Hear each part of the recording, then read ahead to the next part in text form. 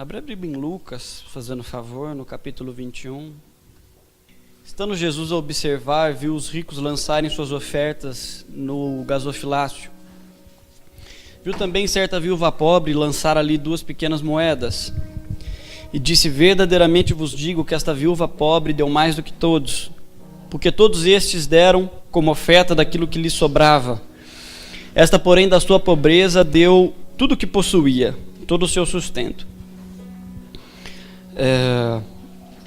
Nessas 2 últimas semanas, querido, eu e a Carol vivemos coisas em Deus assim a respeito de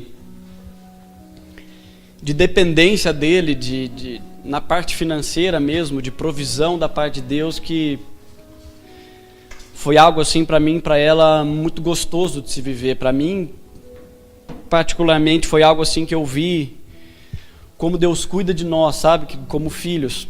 E durante essas 2 semanas, em função de coisas que foram acontecendo espalhadas, do cuidado dele, de pessoas que Deus colocou à nossa volta para cuidar de nós, e de como elas estavam fazendo isso através de Jesus, né? Cuidando com o amor de Jesus, Deus falou muito comigo a respeito dessa passagem da oferta da viúva pobre. Na maioria das vezes, quando a gente vai falar a respeito de oferta ou de dízimo, e não é um erro, é verdade, mas na maioria das vezes a gente vai aliar a oferta que a gente vai entregar a Deus com honra. E a Bíblia fala a respeito disso. Em Provérbios, eu acho que no capítulo 3, versículo 9 ao 10, a Bíblia fala: honra o Senhor com as primícias da sua renda, né? com os seus primeiros frutos. Então a Bíblia fala a respeito de honra, porque na verdade toda oferta, todo dízimo que a gente dá para Ele é uma expressão de honra. E o Senhor começou a falar comigo que, além de uma expressão de honra, quando a gente entrega alguma coisa para o Senhor, Deus começou a falar que a nossa oferta e a forma como a gente lidar com as finanças, na verdade ela não tem a capacidade só de expressar a honra diante de Deus, mas a dependência que a gente faz, ou a dependência que a gente vai mostrar para o Pai, à medida que nós ofertamos e à medida que nós nos relacionamos com as nossas finanças, para Ele também é uma expressão de louvor. Ou seja, não se trata só de uma honra por aquilo que a gente está dando, mas quando nós damos, e nós fazemos com a motivação correta, e nós entregamos isso com a motivação correta, isso também gera em Deus uma expressão de dependência diante dele.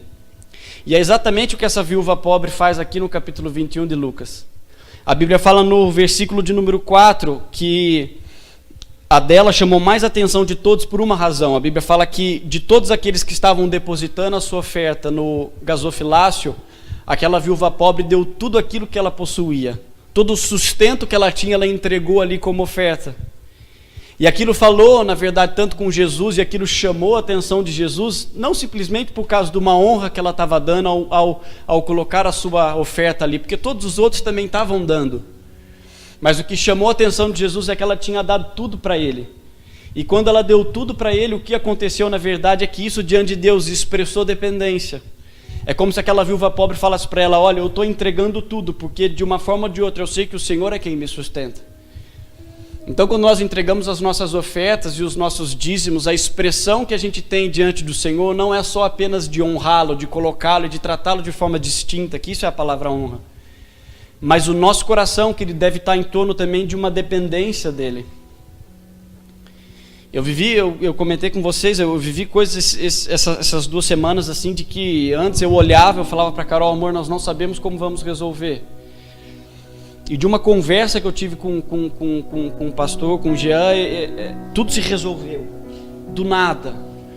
As contas, coisas que eu queria para Carol, convênio de saúde, sim, umas coisas que foram acontecendo ao longo dessas semanas que a gente pôde experimentar a dependência de Deus. De coisas até tontas, né? Eu acho que na sexta-feira ou no sábado à noite eu comentei com ela, estava frio, eu falei: amor, eu queria uma meia, meu pé tá gelado, e a minha meia estava lavando. Ela falou: amor, sua meia estava lavando, porque eu não tinha muita meia. Não porque eu não tinha até o dinheiro para comprar uma meia, eu podia pegar e comprar, mas você vê o cuidado de Deus. E aí, acho que no sábado à noite, eu não lembro quando eu encontrei o pastor, ele olhou para mim e falou: tem um presente para você no carro. Ele jogou e era um monte de meia. E aí ele me contou depois que ele estava na loja e tinha sobrado um pouco de dinheiro do que ele tinha trocado, e ele resolveu pegar um presente para mim e pegou uma meia. E aí eu falei: Deus, eu não sei, acho que ninguém fica comprando meia para os outros, né? Acho que foi o Senhor que falou no coração dele a respeito dessas coisas. Então, de experimentar isso, querido. Porque à medida que eu acredito que a gente entrega a nossa vida, né, e de forma correta, com o coração correto, com o coração obediente a Deus, isso vai expressar diante dele uma dependência. E como dependência, querido, Deus responde. O céu sempre responde em relação ao nosso clamor na terra, não é isso? Então, quando eu entrego dessa forma e falo, Deus, eu dependo, meu sustento está em você, igual fez essa oferta, igual fez essa viúva pobre, e ele responde do céu com coisas que até aos nossos olhos são pequenas, como um par de meia. E outras coisas muito grandes ele fez, mas só para vocês entenderem de como o cuidado dele é grande a respeito de nós. Então, se você trouxe a sua oferta e o seu dízimo, que ele traga, sinta-se à vontade.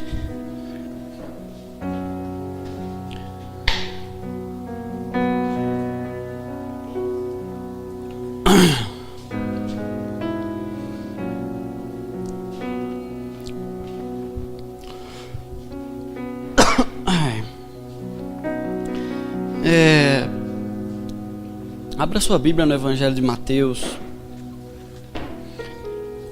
capítulo de número 9.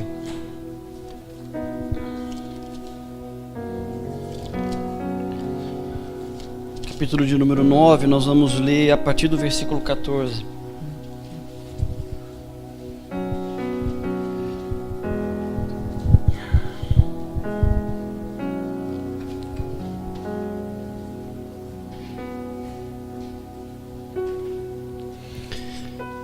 Mateus 9, a partir do versículo 14.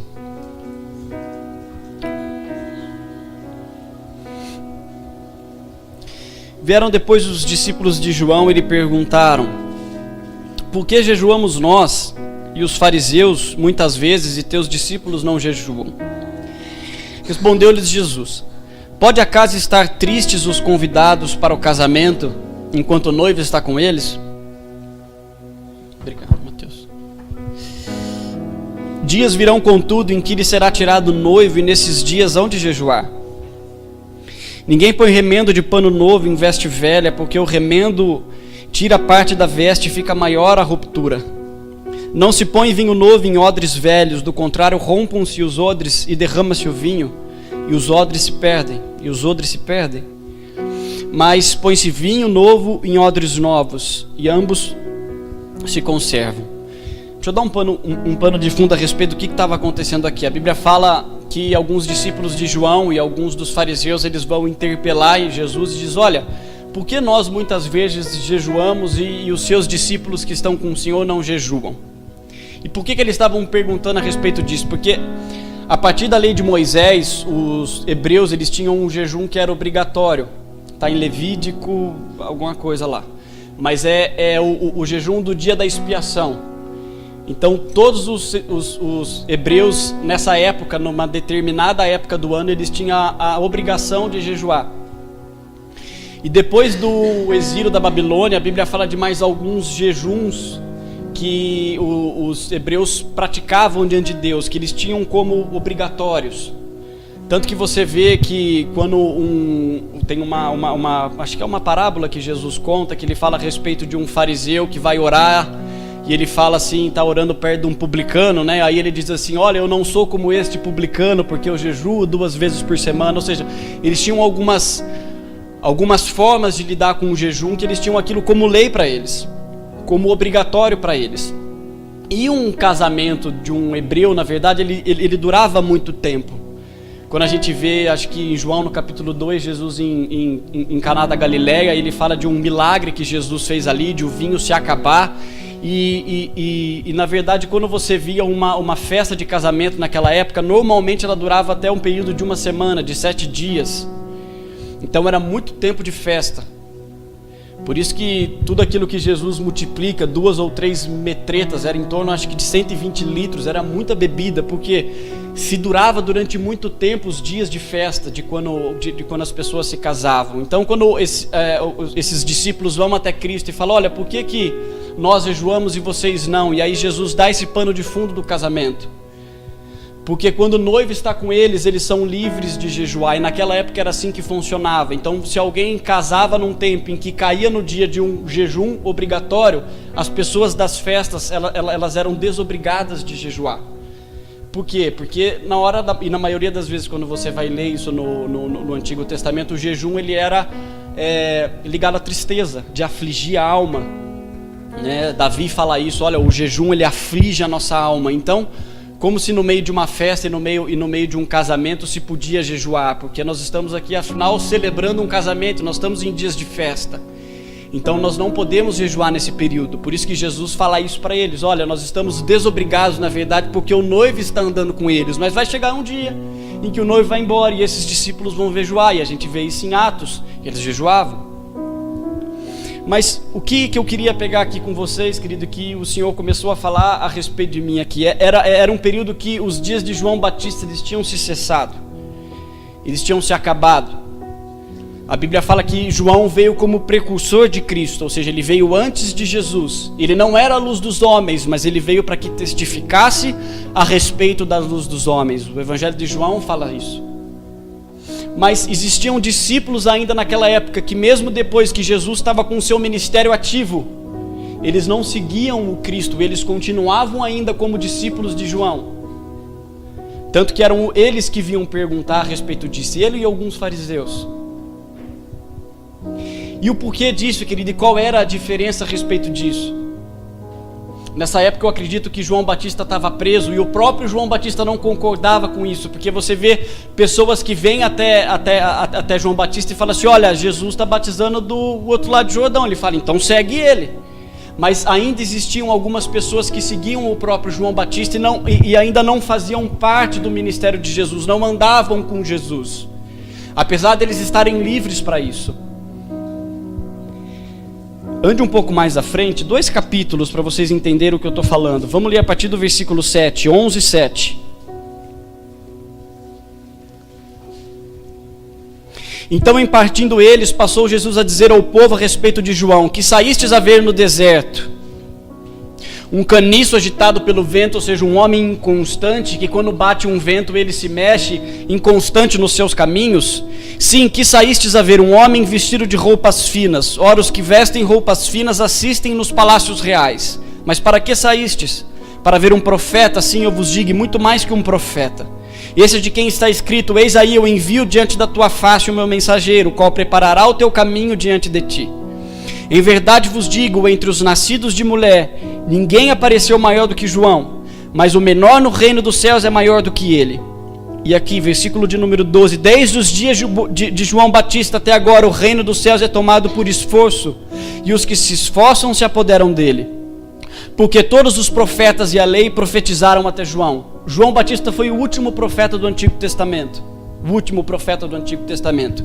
A partir de João, até João, a Bíblia fala que as leis e os profetas, eles cumpriam, eles profetizavam até o ministério de João, mas a partir de Cristo, que veio anunciando a chegada do reino de Deus, uma outra forma de se relacionar com Deus estava sendo instituída.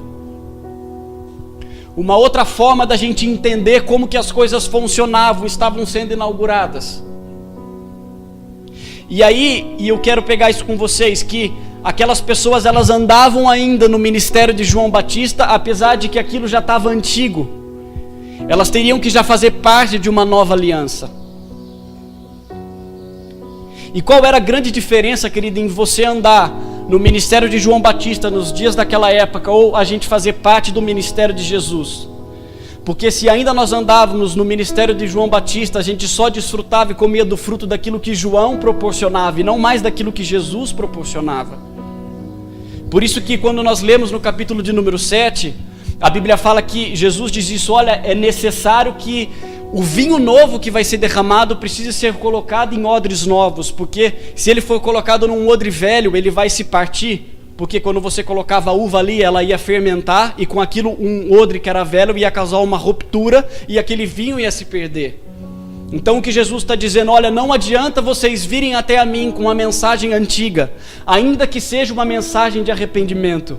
E João veio como o precursor de Jesus, mas a partir daquele tempo o ministério de Jesus já estava ativo. E aquelas pessoas, elas teriam que deixar João, e elas teriam que seguir o Cristo. Por isso que ele diz assim, olha, então a lei e os profetas vigoraram até os dias de hoje, mas a partir de agora não é mais assim. E isso confrontava eles, querido. Porque aqueles homens, aqueles fariseus e aqueles religiosos, eles andavam debaixo das tradições dos anciões. Depois, alguns anos mais tarde, até eu posso estar pronunciando o nome errado, mas eles fizeram um livro, de fato, que eles chamavam de Mishnah, que era a tradição oral dos religiosos, que era a tradição oral dos fariseus. Então, eles tinham uma interpretação deles de uma determinada forma, a respeito da lei de Moisés, a respeito dos profetas, a respeito de todas as profecias, e aquelas pessoas, elas não mais seguiam simplesmente a lei de Moisés, mas elas seguiam a interpretação que aqueles rabinos, que eram considerados mestres, davam por eles. E Jesus, na verdade, quando ele vem, ele inaugura uma nova forma de se viver a vida com Cristo. Porque, querido, até os dias de João, eles viviam a vida com Deus baseado na interpretação que eles acreditavam que era a forma correta de se viver. Então eles liam a lei de Moisés, eles falavam, então eu acho que isso deve ser feito dessa forma. E aquelas pessoas que eram os escribas, os mestres, eles interpretavam aquilo e aquelas pessoas seguiam isso, eles tinham isso como orgulho. Tanto que você vê ele falando muitas vezes para as pessoas, quem és tu que está falando comigo que sou mestre? Porque eu sou versado na lei, não você. Então, eles tinham em autoestima, porque as pessoas seguiam aquilo que elas falavam. E quando Jesus vem, na verdade, ele vem com um novo molde. A Bíblia diz que ele não veio para não cumprir a lei, pelo contrário, ele veio cumprir toda a lei, mas ele veio cumprir de uma forma que aqueles fariseus não entendiam. E aqueles fariseus não podiam nem confrontar Jesus, porque Jesus era o Verbo encarnado, não era? Então toda a interpretação deles começou a cair por terra, porque a própria lei de Moisés e os próprios profetas haviam se encarnado no meio deles, e agora está falando para ele, não, isso que você faz é orgulho, isso que você faz está errado, isso é hipocrisia. Em Mateus no capítulo 15, por exemplo, não precisam abrir a Bíblia, os fariseus chegam para Jesus e falam assim, por que os seus discípulos não lavam as mãos antes de comerem? Porque eles fazendo dessa forma, eles estão violando a tradição dos anciões, ou seja, a tradição oral dos anciões, a interpretação que eles tinham a respeito daquelas coisas, eles eram rigorosos, e eu fui pesquisar a respeito disso ontem. Você imagina que eles chegavam antes de comer, e eles lavavam as mãos, porque se eles saíssem, qualquer poeira, se eles passassem do lado de um gentil, para eles era uma forma de contaminação. Então eles tinham que lavar todas as partes que, porventura, tivesse tido contato com algum publicano ou com algum gentil, porque se assim fosse, eles estariam contaminados.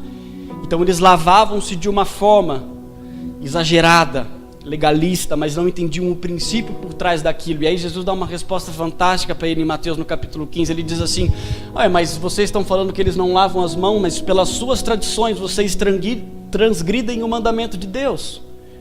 E aí Jesus diz assim, porque vocês dizem, porque está escrito, honra teu pai e a tua mãe, e cuide deles, honra o teu pai e a tua mãe.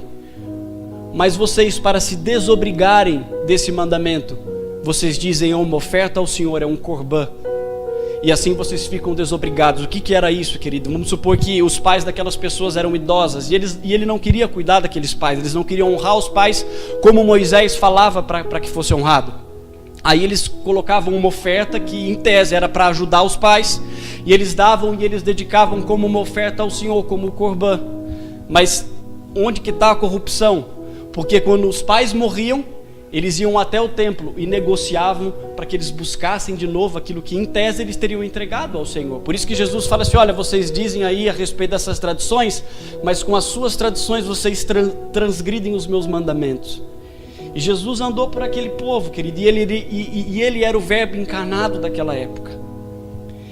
Então quando Jesus anda no meio deles, o que Jesus estava fazendo não era invalidando a lei e os profetas, mas ele estava, na verdade, inaugurando uma nova forma de se mover na lei e nos profetas, como Verbo encarnado. Abra sua Bíblia em 1 João, fazendo um favor. 1 João capítulo 2.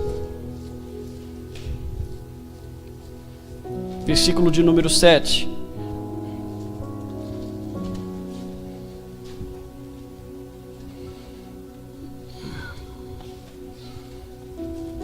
E João fala a respeito disso.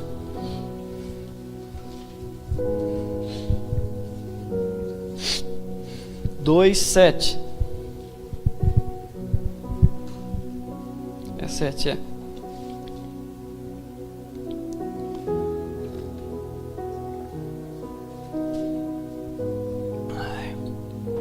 Primeira João 2:7 diz assim: Amados, não vos escrevo mandamento novo, senão mandamento antigo, o qual desde o princípio tivestes, e esse mandamento antigo é a palavra que ouvistes, ou seja, coisas que foram pregadas de antes. Todavia vos escrevo um novo mandamento, aquilo que é verdadeiro nele em vós, porque as trevas se vão dissipando e a verdadeira luz já brilha. Aquele que diz está na luz e odeia seu irmão, até agora está nas trevas. Aquele que ama seu irmão permanece na luz e nele não há nenhum tropeço. Aquele, porém, que odeia seu irmão está nas trevas e anda nas trevas e não sabe para onde vai, porque as trevas lhe cegaram os olhos. Eu lembro que eu tinha uma confusão tremenda para entender esse texto, porque para mim João estava entrando em contradição. Porque no versículo de número 7 ele diz assim: olha, eu não estou escrevendo um mandamento novo, isso é antigo, tá? E aí no versículo 8 ele diz assim: não, mas todavia agora eu estou vos escrevendo um novo mandamento. Você olha para que você fala assim: esse cara está ficando louco. Porque ele acabou de falar num versículo antes que ele não estava escrevendo um novo mandamento, mas a partir de agora ele diz que ele escreve um novo mandamento. Então, às vezes não dá para entender. E ontem, meditando a respeito dessas coisas, na verdade o que o Senhor me falou, querido, é a respeito do que a gente acabou de ler em Mateus aqui no capítulo 7, e essa ideia dessa transição dos dias de João para os dias de Jesus. A lei, ela continuava a mesma. Em Lucas capítulo 16, versículo de número 17, Jesus diz isso: é mais fácil passar os céus e a terra do que não cumprir, perdão, do que cair um tio sequer da lei. Ou seja, ele veio cumprir ela de forma total. Mas quando em João aqui ele diz a respeito disso, ele está dizendo que esse novo mandamento que ele estava dando, querido, não era no que dizia respeito às palavras, mas à sua forma de cumprimento, que era o que Jesus veio fazer. E logo em seguida ele na verdade resume a lei e os profetas. Ele não fala isso, mas ele fala isso de forma indireta. Tanto que ele diz assim: então, se você odeia o seu irmão, o amor de Deus não está em você. Você está em trevas. Porque qual era a lei e os profetas? O que se resumia a lei e os profetas? Ama-te a ti, ama o próximo como a ti mesmo, porque esta é a lei e os profetas, quando Jesus é inquirido a respeito dessas coisas. Então, um novo mandamento, na verdade, ele dizia a respeito a isso, que essa nova forma de cumprimento, ela ia se dar agora, de acordo com o modelo que Cristo havia sido colocado. Mas como, querido, a gente consegue cumprir isso? E a gente sabe, e isso já foi pregado muitas vezes para nós, e é o que nós lemos em Mateus no capítulo 11. A Bíblia fala que João Batista, que entre os nascidos de mulher não tinha ninguém como João, mas o maior no reino, mas o menor no reino é maior do que João. Por quê, querido? Porque a riqueza que agora estava sendo colocada dentro de nós, ela tinha a capacidade de ser maior do que todas as outras pessoas que haviam andado por sobre a terra e que seguiam o Deus de todo o coração, maior que Davi, maior que Abraão. Porque agora esse Deus que antes só vinha sobre as pessoas, agora ele estava morando dentro de nós. Por isso que Jesus consegue confrontar de forma tão doida, sei lá, tão maravilhosa aqueles fariseus. Porque com o Espírito dentro, querido, a forma como ele entendia e a forma como ele andava era completamente diferente daquelas pessoas. Jesus diz: olha, vocês estão tentando entrar na minha nova aliança, mas ainda vivendo os dias da antiga, os dias de João. Eu já estou andando por sobre a terra, me segue. Esquece João. João foi para um tempo, e entre os nascidos de mulher não houve ninguém como João. Ou seja, ele era um homem modelo, um homem para que se olhasse. Mas a partir de agora, querido, uma nova forma de entendimento precisava ser gerada. E não de forma legalista, como aquelas pessoas vieram até Cristo e ficavam falando para ele: olha, por que nós jejuamos e vocês não? Cumprindo aquilo de uma forma errada. Na porta estreita, querido, quando Jesus dá o sermão do monte, e todo mundo conhece essa parte da porta estreita, né? Que largo é o caminho para a perdição e uma multidão vai entrar por ele, mas estreito é o caminho para a salvação, né? E poucas pessoas passam por ele. Ele fala de multidões passando por uma porta estreita, e ele fala de um caminho, de uma multidão passando por um lugar largo, por uma porta larga, e de poucas pessoas passando por um caminho estreito. porque Jesus não queria que todos fossem salvos? Não, ele fala isso em 1 Timóteo, eu não lembro o capítulo, mas que o desejo de Deus é que todos nós sejamos salvos. Então, quando ele fala a respeito da porta estreita, Jesus não está querendo falar aqui para a gente que difícil é alcançar a salvação, porque ele deu por graça. Mas na verdade, quando ele fala a respeito da porta estreita, o que Jesus está ensinando como princípio é o nível de comprometimento que a gente vai ter que ter a partir de agora. Por isso que a porta é estreita. Então você entregou, você está vivendo dependente dele.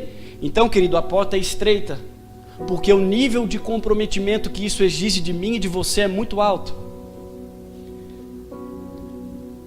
Eu estava lendo esses dias, acho que o Evangelho de Mateus mesmo, e aí eu não entendia algumas coisas de parábola. Aí ele diz assim às vezes: mas muitos são chamados, mas poucos são escolhidos. E parece ali, quando você lê aquilo, que Jesus está sendo seletivo, né?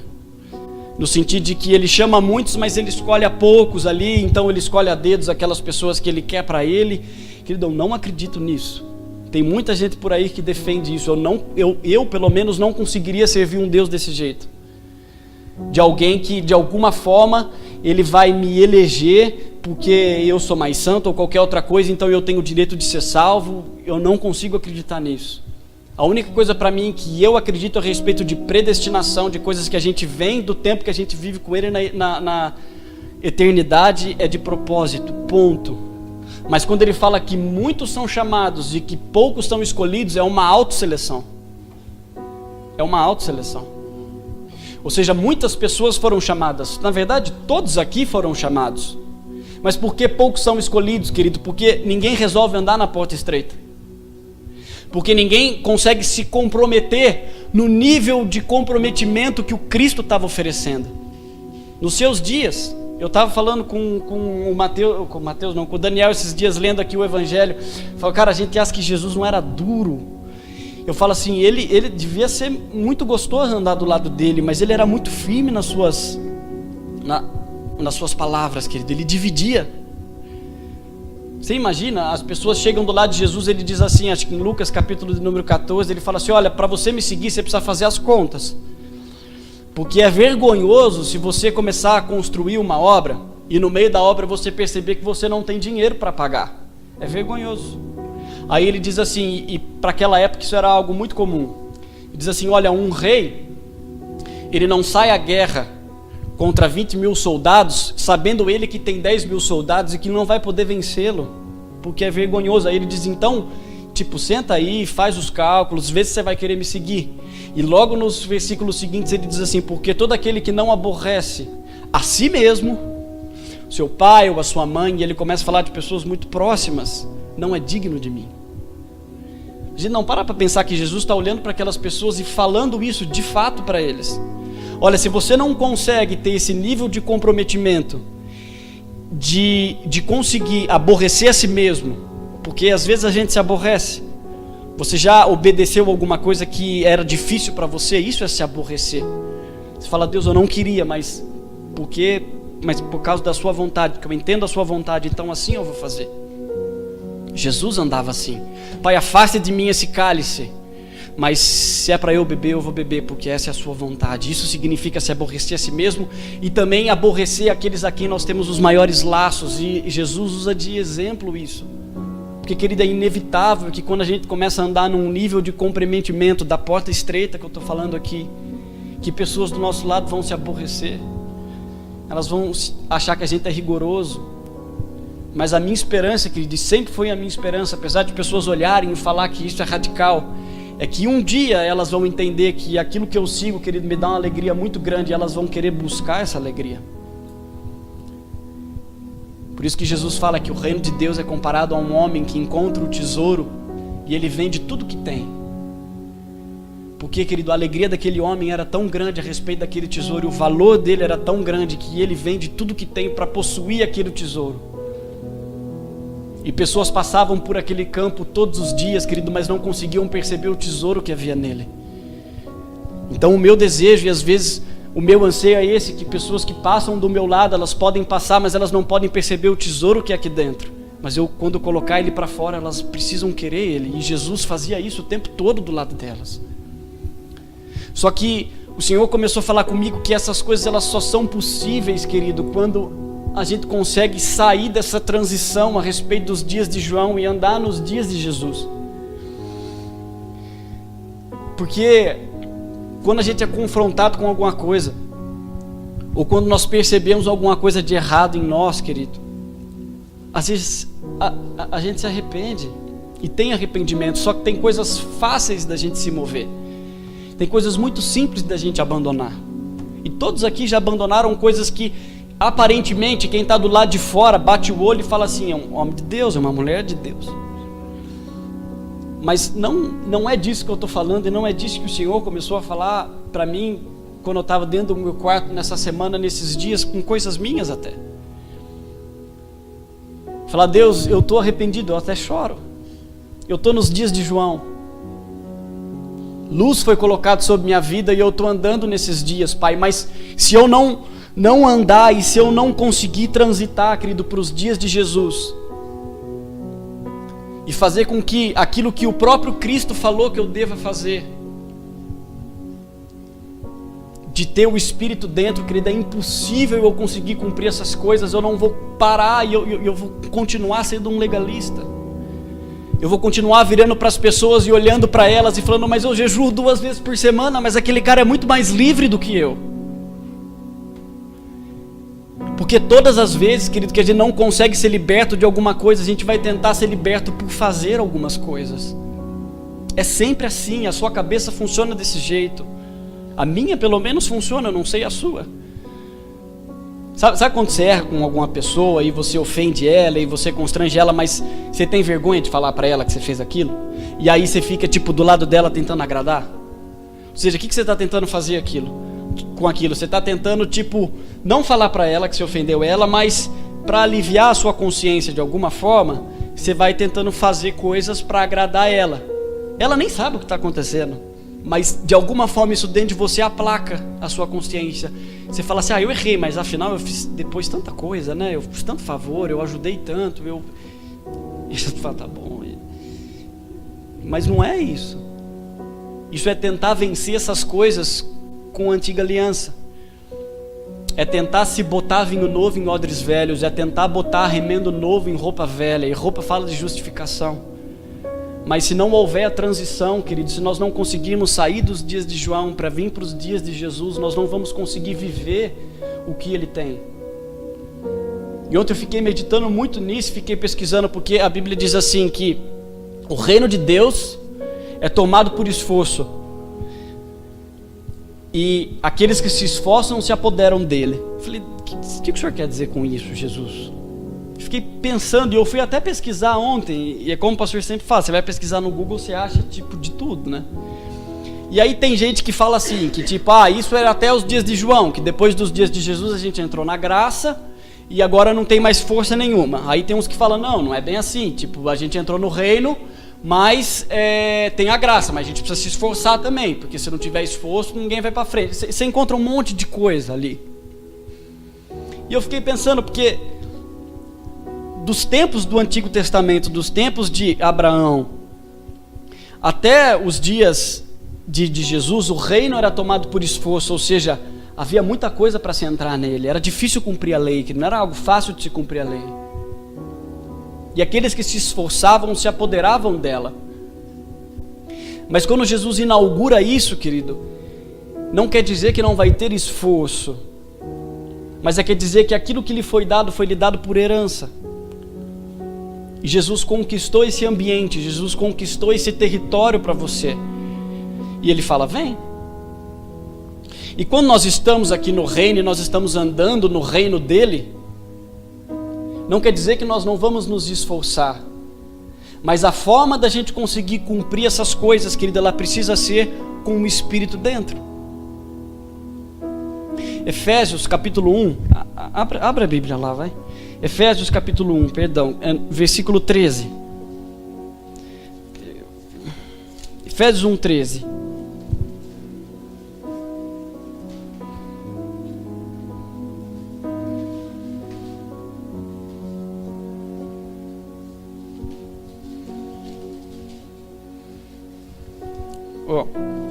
Efésios 1, 13. em quem também vós, depois que ouvistes a palavra da verdade, o evangelho da vossa salvação, tendo nele também crido, fostes selados com o Santo Espírito da promessa, o qual é o penhor, ou a palavra penhor é garantia, dá a ideia de garantia, que é o penhor da nossa herança, até ao resgate da sua propriedade em louvor da sua glória. O que a Bíblia está querendo dizer com isso daqui? Ela está querendo dizer, olha, vocês receberam o evangelho da salvação, vocês receberam o evangelho de Jesus, e a partir desse tempo o Espírito, agora ele está dentro de você como uma garantia. Então é aquilo que eu falei, essa transição, você estava aqui, você se arrependeu, você entregou a sua vida, você ouviu a mensagem de João, arrependei-vos. Essa era a mensagem de João Batista. Aí você diz, tá bom, eu me arrependo. Agora você precisa partir para esse tempo. E aí Jesus diz, enquanto você está andando nos meus dias, eu vou fazer algo para você. Eu não vou te deixar órfão, eu vou colocar o meu Espírito dentro de você, porque ele é o penhor da vossa herança, no dia do resgate da sua propriedade. Ou seja, quando Cristo vier em glória e ele te resgatar, a garantia de que você vai subir é o que está aí dentro de você. Jesus vai olhar para isso, o que está dentro, o Espírito vai ser a garantia, o penhor da nossa herança, daquilo que o próprio Cristo conquistou. Mas eu acredito, querido, a Bíblia me dá todo o embasamento para eu acreditar nisso, de que o Espírito ele não veio simplesmente como um penhor de herança para você ser resgatado para os céus. Mas quando Cristo deu o Espírito, e ele é o penhor, e ele é a minha e a sua garantia, mas ele veio para cumprir outras coisas para nós. E quando ele fala a respeito de herança, ele está falando de uma herança espiritual. Ele está falando de algo que nós não tínhamos o direito de ter, mas porque agora somos filhos, nós temos o direito de ir para os céus. Jesus diz isso, olha, meu pai está preparando muitas moradas, é disso que ele está falando aqui. Mas o Espírito ele não age só para nos deixar legado e para nos deixar herança espiritual, com a ideia de que simplesmente ele vai existir para que a gente seja levado para o céu. Como muitas vezes a gente acredita, e como muitas pessoas ainda acreditam, que é o que a gente brinca e fala, então a gente fica dentro da igreja, esperando o ônibus passar para levar a gente para o céu, mas o Espírito veio fazer outras obras dentro de nós e nos deixar outra herança. E é aqui que eu queria entrar. Em Gálatas, no capítulo 4, versículo de número 6, Paulo fala isso, ele fala, olha, antes vocês eram escravos, mas agora sois filhos, e porque sois filhos, deu do seu Espírito Jesus, que clama dentro de vós e que fala, Abba, Pai. Então agora não sois mais escravos e sois filhos, e porque sois filhos, sois herdeiros. E por que herdeiros, querido? Não só o céu, querido, mas muitas coisas Jesus veio conquistar para nós, não só o Cristo, mas outras pessoas também. E isso fala de paternidade. Então quando nós andamos e Deus coloca pessoas ao nosso lado, nossos pais, o nosso pai, seja o pastor Jean, seja qualquer outra pessoa que toca a sua vida, querido, o que Jesus está fazendo com você? Ele está te deixando uma herança. Nós aqui vivemos de herança. A gente está aqui e consegue estar sentado aqui, porque um dia um monte de americano resolveu abandonar sua casa, resolveu abandonar sua família e vir para o Brasil para nos deixar herança. E o que eles nos deixou? Herança. E hoje, o que nós fazemos a respeito dessa herança? Nós desfrutamos, porque herança é para isso. E os pais quem granjeiam isso para nós. Jesus fala, olha, não invista em tesouros, invista em pessoas, granjeie para as pessoas, busque para as pessoas, porque o que Jesus estava querendo dizer a respeito dessas coisas? Para você, na verdade, deixar herança para os seus filhos e para as pessoas que estão ao seu lado, para que elas comecem a andar nisso. E é o que o nosso pastor sempre fala, querido, sempre quando um pai fala em deixar herança para o seu filho, aquele filho vai ter que começar da onde o pai parou. E isso é terrível, enquanto era para ser o inverso. Enquanto aquilo que os nossos pais conquistaram, o topo deles era para ser a nossa plataforma de lançamento. Então até onde os nossos pais trabalharam e se empenharam e pagaram um alto preço para que a gente esteja, eles lançaram a gente e falaram, olha, eu vim até aqui, então esse daqui é da onde você vai ser lançado, filho. E ele lança a gente para esse lugar, e Jesus nos deixou muitas heranças, e uma delas é o Espírito. E aqueles que andam do nosso lado, eles continuam deixando herança para nós, querido. Deuteronômio capítulo 29, versículo de número 29 diz isso. Se vocês quiserem abrir, abram, mas senão eu abro aqui. Olha o que diz a palavra. E a gente entende esse versículo de tudo que foi dado para nós aqui.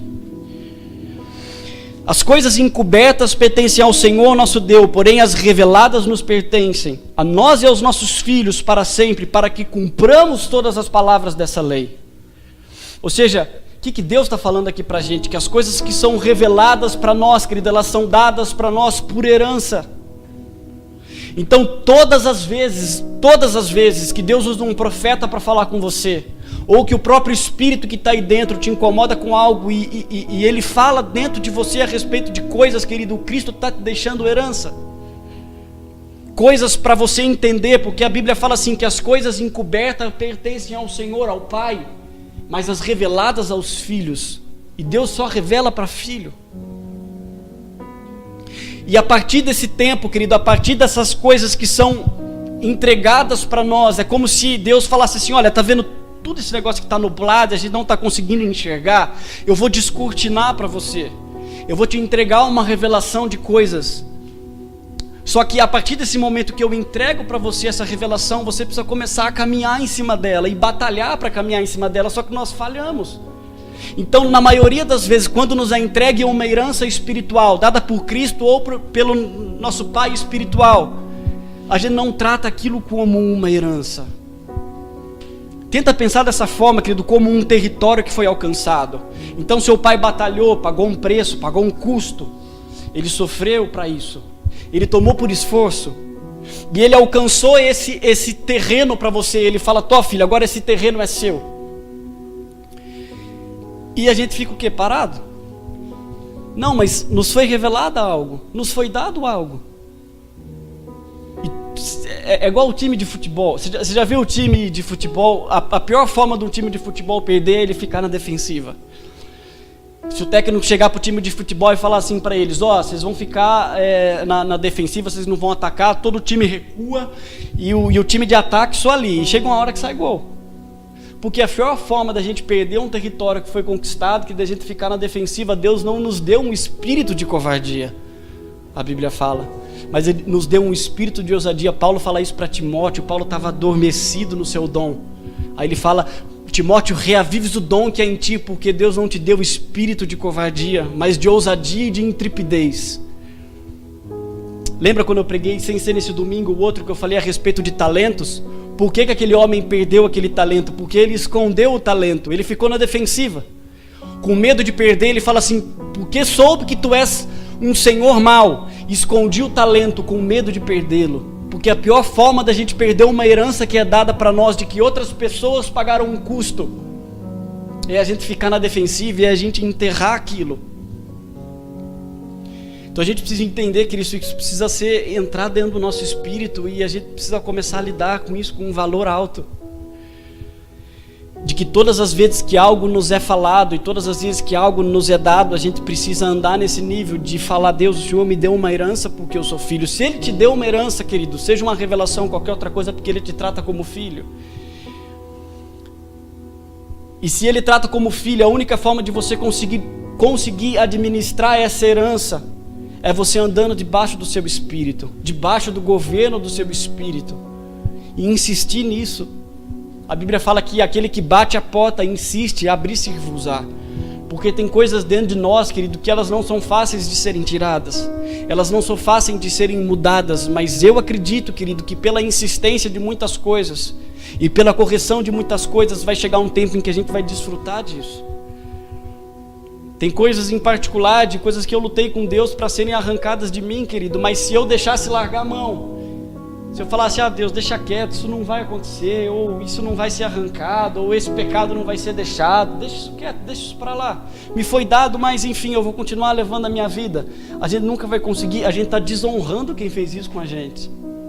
A gente está desonrando Cristo, a gente está desonrando as pessoas que andam dos nossos lados e com tanto zelo cuida de nós. Ou a gente fala o contrário, ou isso nos é revelado como herança e a gente quer viver na unção do que foi revelado. Então o cara revelou para você isso, ele fala assim, esse território aqui é seu, você está vendo? Está cheio de inimigo, arrebenta, destrói. Te foi dado. mas a gente vive na inércia. E a gente quer viver e quer arrancar esses inimigos na unção daquele que nos revelou.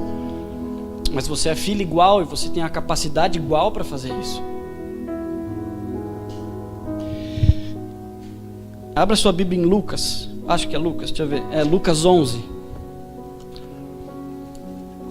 Olha o que diz Jesus. Isso fala do que eu estou dizendo aqui a partir do versículo de número 24.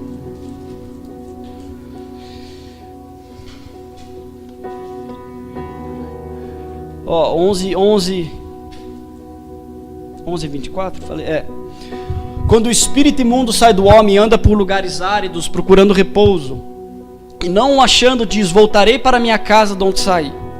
E tendo voltado, a encontra varrida e ornamentada. Então vai e leva consigo outros 7 espíritos piores do que ele, e entrando habitam ali.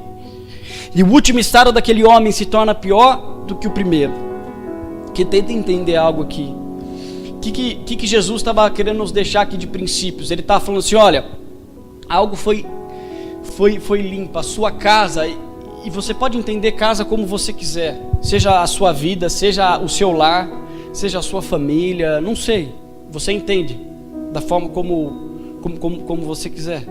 Mas ele está falando de pessoas aqui. Então Jesus diz: olha, uma vez que essa casa é limpa e ela foi varrida e ornamentada, se você não administra essa liberdade que lhe foi dada, se você não enche essa casa, se você não cuida dela, se você não a mantém limpa, se você não faz essas coisas, porque te foi dada uma liberdade, você é livre e te foi entregue algo, mas essa casa foi limpa. Se você não faz isso e não administra de forma correta essa liberdade, vem outros 7 espíritos e enche aquela casa e torna o estado daquele homem pior do que o primeiro.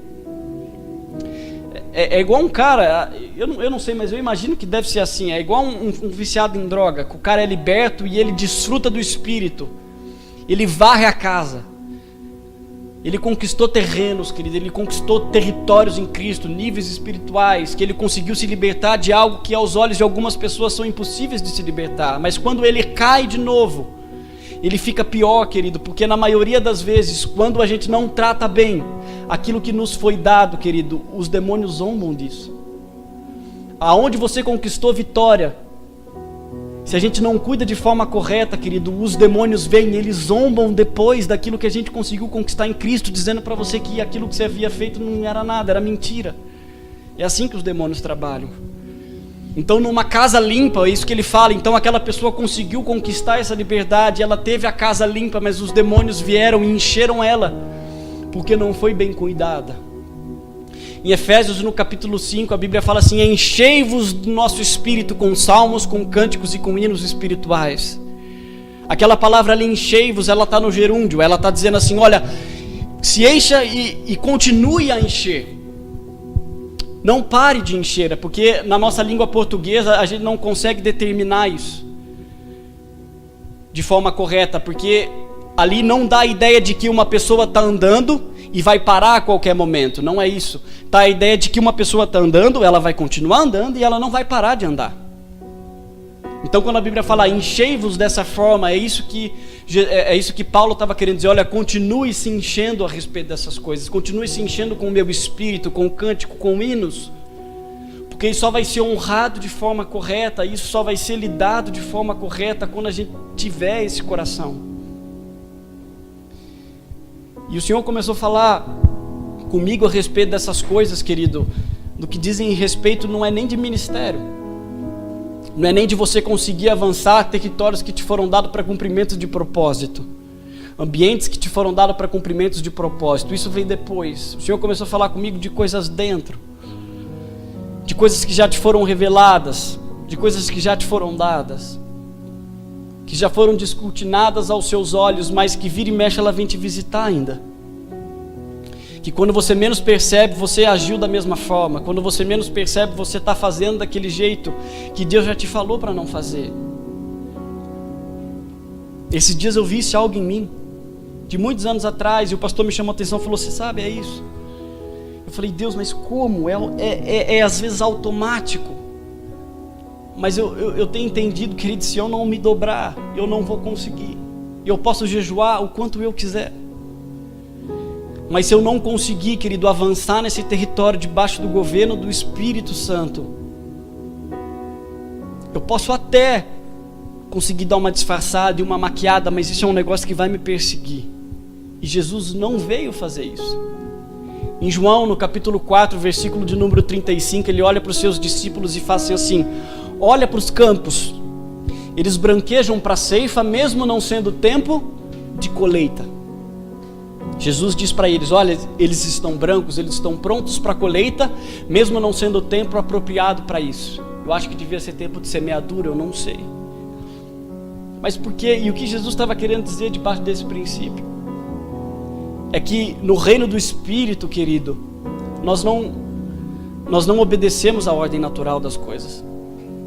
A Bíblia diz assim para os discípulos: erguei os vossos olhos.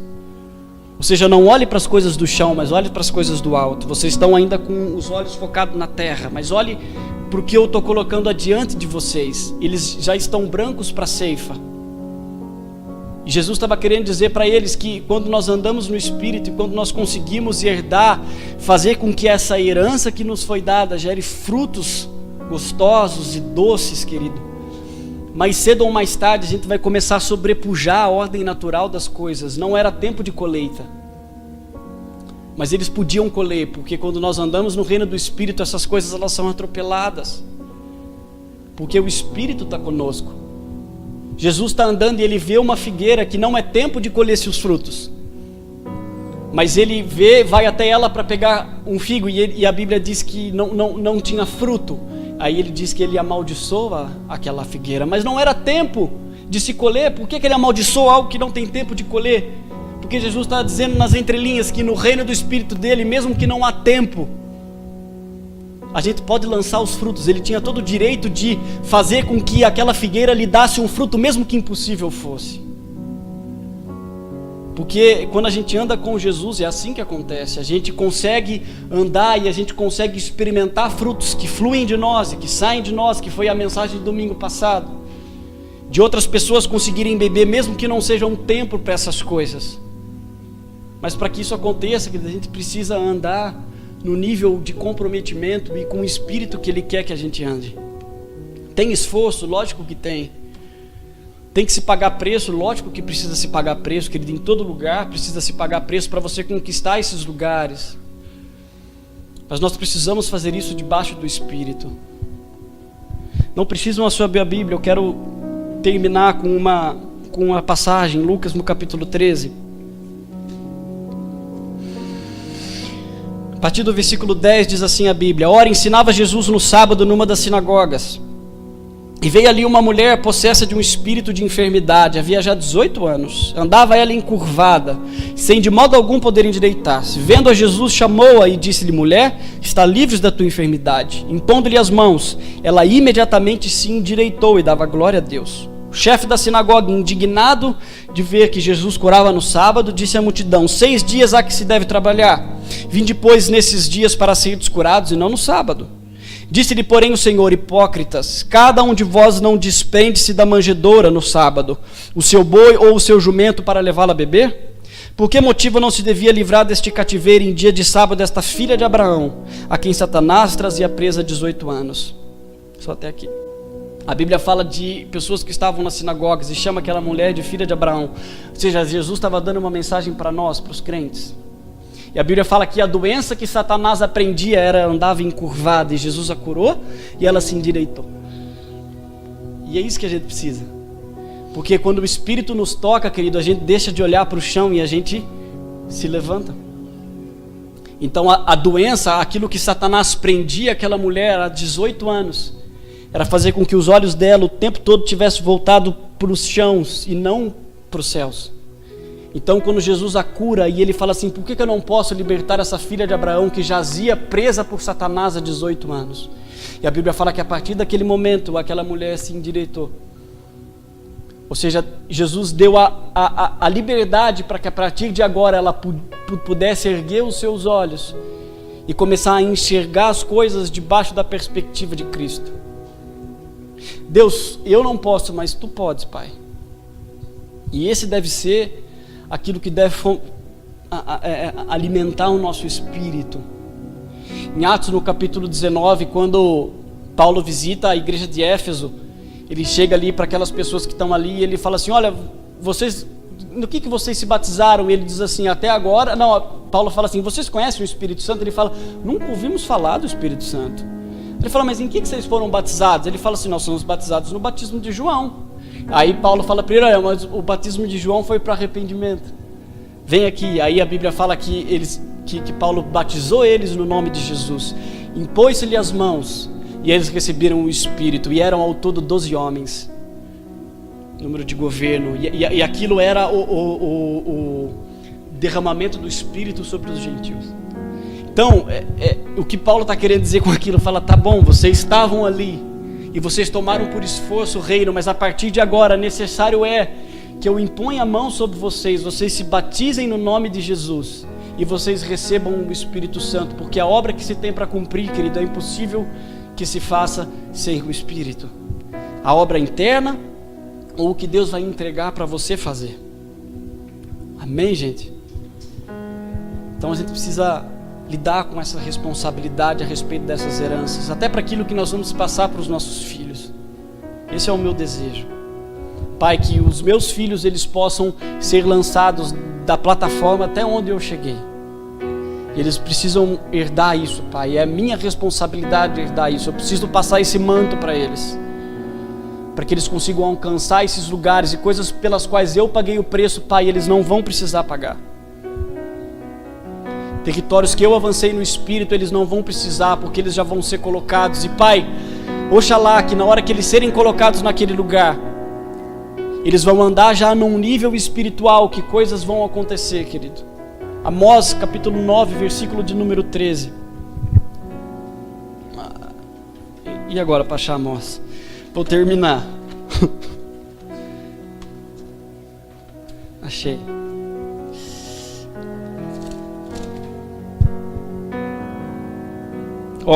Eis que vem dias, diz o Senhor, em que o que lavra segue logo ao que ceifa, e o que pisa as uvas ao que lança semente, e os montes destilarão mosto, e todos os outeiros se derretarão. É uma profecia, eis que vem dias, mas o que estava acontecendo aqui? A Bíblia fala de coisas naturais que estavam sendo transpostas, que não estavam sendo mais obedecidas. Ele diz assim, aquele que lavra, segue logo o que ceifa, e o que ceifa que pisa as uvas, e o que lança é o que já vai no lagar e que já sai a uva. Jesus fala, vem dias em que essas coisas vão acontecer. Em que aquele que lavra era o passado, isso fala de gerações. Então o que lavra, ele fez o seu trabalho, mas o que vem logo adiante, ele já está ceifando, e depois o que vem logo adiante, ele já está colhendo. No mesmo tempo em que se semeia, é o mesmo tempo em que se colhe.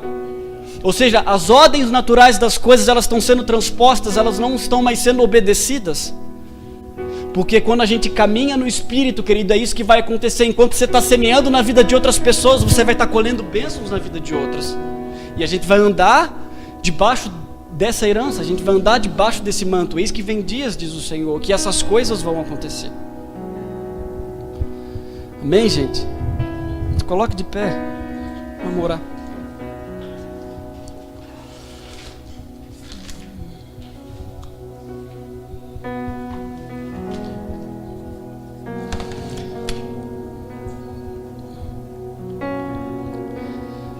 Sabe, querido, que Deus falou para mim,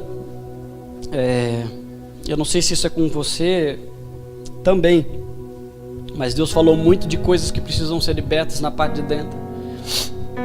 Coisas que às vezes elas não vão impedir que o seu propósito seja cumprido.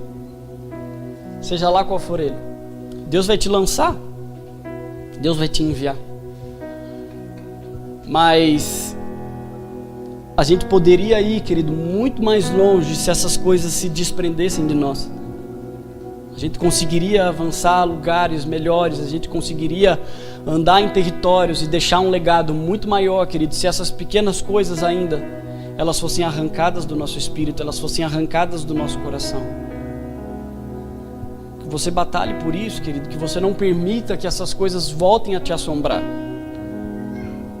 Eu cheguei a comentar isso numa das últimas vezes que eu preguei, que nada vai nos separar do amor de Deus. Morte, tribulação, angústia, vida, morte, todas essas coisas não nos separam do amor de Deus, mas a única coisa que nos separa do amor de Deus, que Paulo não fala, é o nosso passado. Porque todas as vezes que a gente vive de passado, mas a gente não desfruta da herança do presente, querido, a gente se separa do amor dele. E a gente não desfruta o que ele tem para nós. Você pode perceber que todo aquele que anda por fazer, que todo aquele que anda de serviço e não como filho, ele não entendeu o amor de Deus. Ele não compreendeu ainda a profundidade desse amor e ele não conseguiu desfrutar disso. Amém, gente? Espírito, eu peço a sua graça, Deus, nesse tempo, Pai. Que o Senhor venha nos visitar, Deus, que o vinho novo que o Senhor tem colocado, Pai, em cada um de nós, Pai, ele venha surtir efeito, Pai, ele venha ser doce, Senhor, àqueles que bebem, Senhor. Primeiro a nós, Pai, para que sejamos curados, Pai, e depois aos outros, Pai. Que a gente te honre, Espírito Santo, com aquilo que o Senhor tem nos entregado, Pai. Que a casa, Deus, que o Senhor varreu, que a casa que o Senhor iluminou, Pai, e nos deu para cuidar, Deus, essa liberdade que o Senhor nos entregou, Senhor, que Espírito, nós administremos debaixo, Pai, do seu governo, Pai. Que cantos ainda dessa casa, Deus, que precisam ser varridos, Pai, que precisam ser limpados, Pai, o Senhor nos ajude, Espírito Santo, a arrancar, Pai. Porque tem coisa que nos é impossível fazer, Pai, que foram colocadas em nós, Senhor, desde a nossa infância, Pai, mas nós cremos que o Senhor, Pai, vai nos ajudar. Porque até aqui nos ajudou o Senhor, Pai, e eu creio que o Senhor está conosco e continuará nos dando graça, Senhor, para que a gente consiga avançar e caminhar, Pai, na herança, Pai, do Senhor, Pai. Em nome de Jesus, nos dê sabedoria, Pai, nos dê graça, Espírito, tenha misericórdia, Pai, das nossas falhas e dos nossos pecados, Pai. Em nome de Jesus, Espírito Santo, que de fato, Pai, a gente entenda isso e a gente coloque em prática, Pai, aquilo que o Senhor tem nos falado, Senhor. Assim nós oramos, Pai, e te agradecemos, Pai, que, Pai, o Senhor visite o nosso pastor, Pai. Em nome de Jesus, Deus, que o Senhor traga um renovo para ele, Senhor, onde ele está ali agora, Pai. Apesar, Pai, de toda a dificuldade de ficar ali, Pai, que o Senhor traga um renovo, que o Senhor o visite, Pai, numa intensidade muito maior que o Senhor nos visitou nessa manhã, Pai. Em nome de Jesus, Espírito Santo, que o Senhor renove a alma, Pai, que o Senhor renove o espírito dele, Senhor. Em nome de Jesus, Senhor, em nome de Jesus, Pai. Obrigado por todas as coisas, Deus. Amém.